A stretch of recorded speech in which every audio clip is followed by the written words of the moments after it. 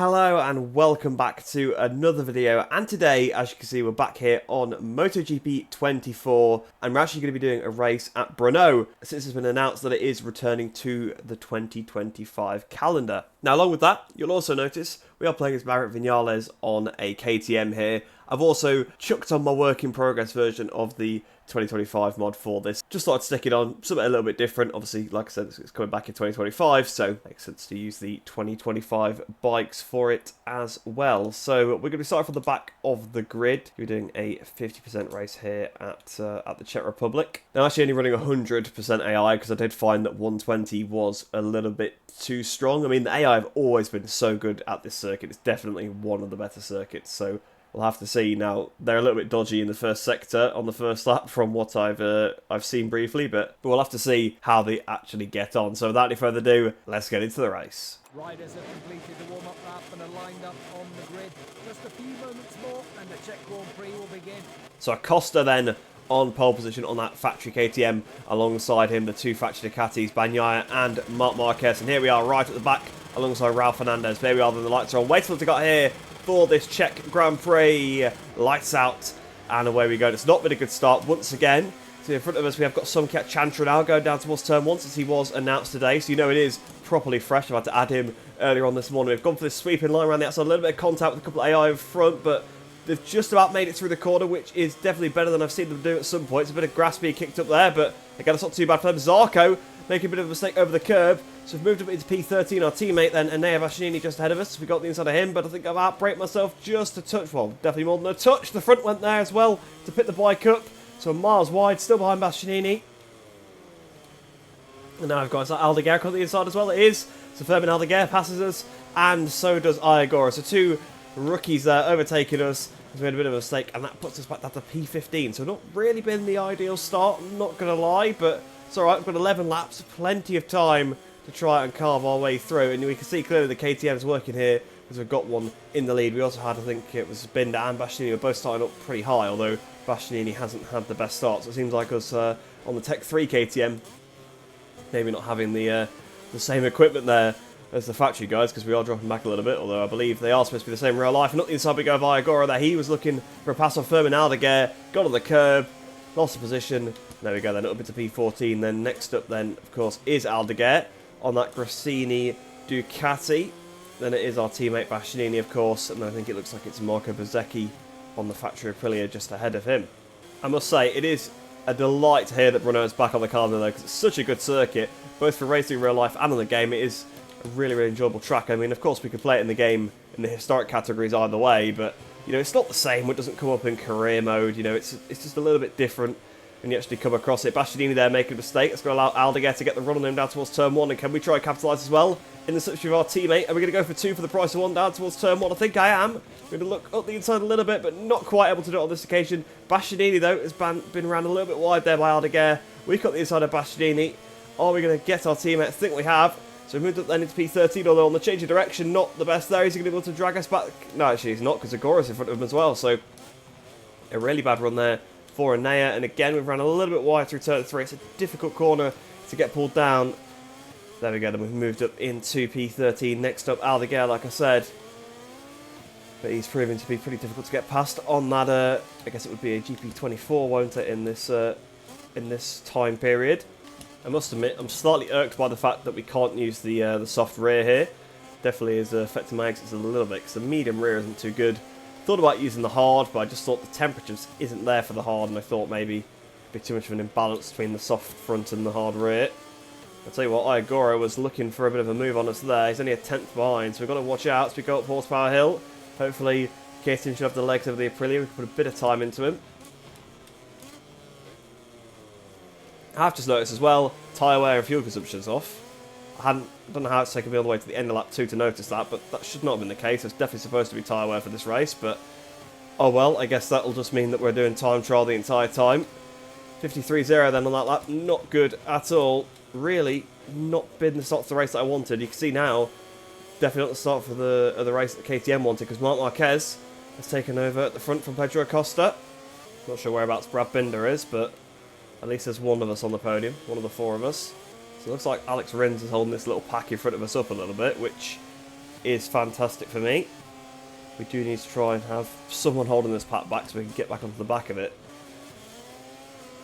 Okay, Bezecchi's actually just got on the grass. In fact, not even Bezecchi, it's Morbidelli, isn't it? Got to get used to the new team. I always just think when I see the VR46, it's either Bezecchi or Digi, and again, Morbidelli off the track. So 2 corners in a row there. A track limits warning for Franco Morbidelli, but we are pretty much there again with Vinales again now. I'm obviously probably going to get quicker as the race goes on, as we always know.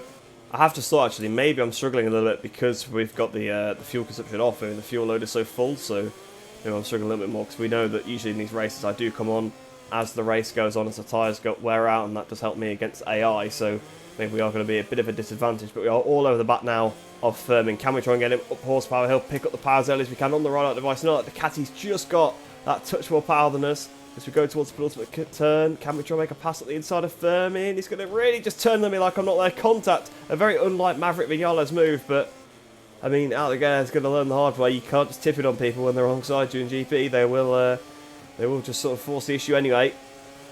I think he's just about managed to hang in front of Iagora there, so good for him. We've moved up another spot at last. It took me quite a long time to do that, up to P12 there. Next up then is Bezecchi, then Morbidelli, who has just been spending the last laps off the track completely. And then obviously in front of them it is Alex Rins, who is the cork in the bottle here. Again, Morbidelli's off the track. What is he doing? He's going to surely get a long lap penalty in a minute. I mean, I don't think he's actually getting them going on the grass. Oh no, he is getting a... Oh no, that's Bagnaia, so... Yeah, not sure how Morbidelli's getting away with all these track limits warnings. So not getting any, but... someone's clearly looking out for him here. Obviously with Simon Crafar doing the penalties at this point, so Simon Crafar somehow looking out for Morbidelli. Morbidelli really looking for a move there on Alex Rins. We've got to try and find our way past Bezecchi here. Hopefully we can try and maybe get sort of a 2 for the price of 1 move. I don't know what Bezecchi just did there. He just picked the bike up for absolutely no reason, but that's cost him a spot there. Morbidelli again off the circuit. Just definitely affected his run. In fact, it's actually dropped him off the back of Rins a little bit, and Morbidelli's turned in pretty early there. I was a bit nervous to go around the outside of him because I felt like he's going to lose the front. We might be able to find our way past Morbidelli's couple of Honda riders further back, getting track limits ones as well, Marini and Somkiat Chantra. Just squandered a big amount of time into the first part of that chicane. Ran pretty wide.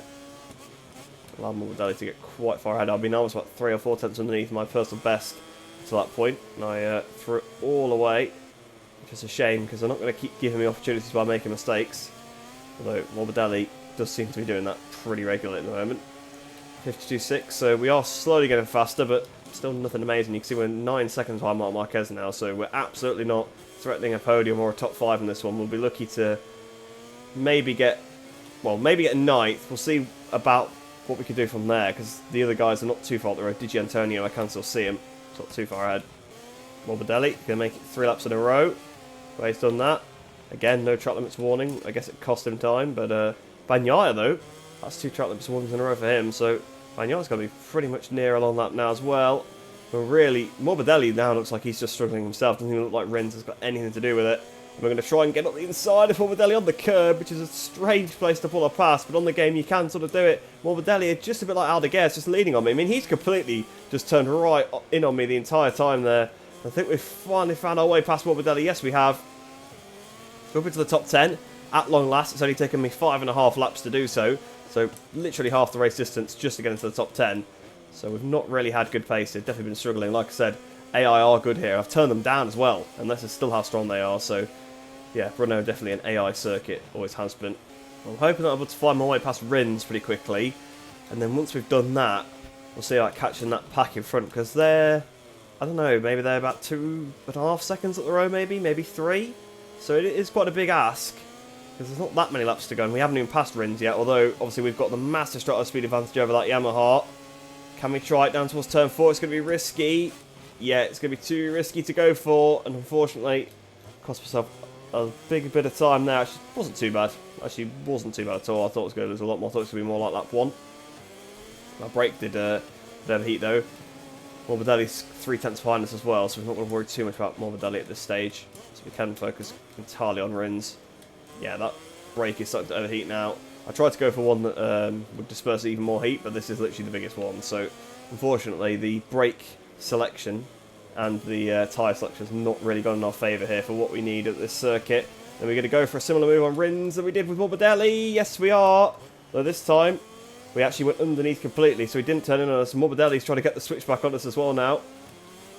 So we're actually a decent bit down on our personal best, up half a second. So it's probably extended that gap to Di Giannantonio even more now. So we really do need to put a bit of a forceful pass on Alex Rins. He's still defending pretty well. He's been defending really well considering he's on the Yamaha. We've got the run. Can we go for it into this left-hander up the hill? Up the inside we go. The front has been dodgy in here all day. And we've done it. We're up into P9 then. We've passed Alex Rins on our old bike, of course, being Maverick Vinales. A few years back now, but of course that was our bike at some point. And yet we are literally 3 seconds now behind Di Giannantonio, and Brad Binder is in that group as well. So to be fair, we can get there. We'd be second KTM. We'd be beating one of the guys in the official factory team, which would be pretty good. I mean, I know it's almost like there's 4 factory bikes next year, but there's still going to be a factory team in the Tech3 team. Okay, so that was a really good lap from us. We've just reduced that gap from 3 seconds to 2.1. So almost a second quicker than that group ahead. So if we keep at this rate, we will catch them up. Morbidelli has also got past Rins now, so we do have to worry a little bit about him because he's now going to be unleashed. But we've got about 0.7 back to him, so we've not got a defend or anything. We've just got to be mindful that if I make a mistake, he might come through. Obviously, the thing about this is, if we do catch this group, we don't have long to pass them. We are still catching them, obviously by a pretty decent rate, but we are on lap 9 now, so I'll probably only just about catch them, so I'm going to have to be aggressive if I do get to the back of them. The guys ahead have actually upped their pace a decent bit on this lap. You can see I've barely caught them, just a couple of tenths of a second. Morbidelli's also stayed pretty close, so we're on to the penultimate lap of the race now. Doesn't look like I could catch them, because they were battling us a little bit even on that lap as well. Binder was going for it on Alex Marquez, so unless they really, really hold each other up, I'm not going to catch this group, unfortunately.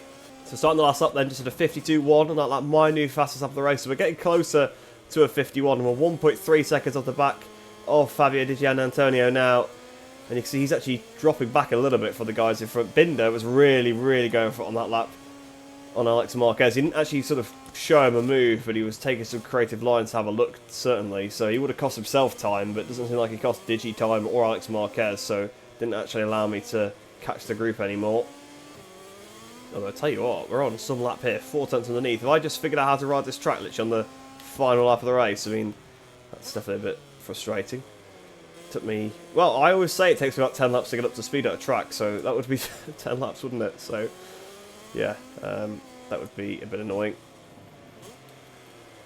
I almost did a 100% race as well, which I was kind of glad I didn't when I realised the tyre wear and stuff was off, but kind of wish I had now that I'm gaining so much on this final lap. I don't know how close any of these guys in front are to get penalties as well, because I have seen, I think Bagnaia has got a penalty for track limits, which will only be a 3-second penalty. It won't actually be a long lap. Here we go then, up the straight towards the penultimate turn. You can see we've put a second into Morbidelli, so it has been a good last lap, but just not enough, unfortunately, to catch that group in front. So it's going to be Eddie last and 9th as Maverick Vinales. So really not the result I was hoping for, but even still, a good little battle here at Brno. I'm sorry, I've just... what? I've just looked at the standings, right? So Bagnaia, yes, did have a penalty, so that's why he's dropped down. But the benefactor of that was Fabio Quartararo. How was he in P4? How was he in front of Martin? What was happening up front? I mean, I think it was the classic case of AI got out of view, so AI just started simulating lap times. But I haven't even made Quartararo better in the mod, as far as I'm aware. So I don't know how he's ended up running that position. I mean, I know I've had it a couple of times in career mode, but generally you do a quick race, he's towards the back. I mean, look where the other Yamahas are. Obviously, Alex Rins in the 11th place there. Where are the two Pramac Yamahas a bit further back? Miller 17th, Oliveira 18th. So, yeah, they're literally back in the Japanese Cup. The Japanese Cup 17th downwards here. So with Miller, Oliveira, Mir, Chantra. So Chantra, to be fair, did a good job. He's managed to beat Zarco and Marini. Marini doing a classic simulated time there on his last lap, 50.7. Way quicker than anybody actually went in the race. Even the guys that are out front simulating, as I like to call it, only did 51.1, which was Marc Marquez. That was, well, it was legit as it can be. It was in the actual race. But yeah, there you go then. Marc Marquez winning the 2025 Czech Grand Prix ahead of Acosta in second, and somehow Fabio Quartararo on the podium. But there you have it then. A little race at Brno. I thought you guys would enjoy that one, obviously, with it being back on the calendar. I thought I'd do something to celebrate it. And since it is for next year, of course, thought, you know what, let's just chuck on the 2025 mod. I've got the GP class relatively complete. Obviously, you'll have seen that there are some things still to do. If you are new to my channel, though, please do like the video and subscribe. Really helps me out. Of course, it is a win-win for both of us as you get some more MotoGP game content in your subscription feed. But overall, hope you did enjoy the video. Hope you're happy to see Brno back. Let me know in the comments below if you're happy to see it, and maybe your favourite memory of Brno as well. Would love to hear that one because there's some classic races from the circuit to choose from. But I hope you enjoy the rest of your day. Hope you'll stay safe, and I shall see you in the next one.